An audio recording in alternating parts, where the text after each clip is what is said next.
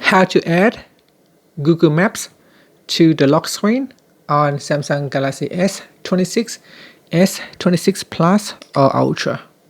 First, tap on the home button to return back to the home screen. Then, on the home screen, touch and hold. From here, we tap on Wallpaper and Style. Then tap on the left panel, which is the lock screen panel. And then we go down to the bottom and tap on the left shortcut or the right shortcut. So tap on it. And in here, we scroll down and make sure you select Maps. Now by default, it is set to the phone application. You can see right here. So you want to tap on it and replace it with Map. So tap on Maps right here and then tap on Done.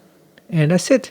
Now when you want to quickly launch the Map app, you just have to swipe like that and then enter in your PIN or fingerprint to quickly access Maps. And that's it. Thank you for watching this video.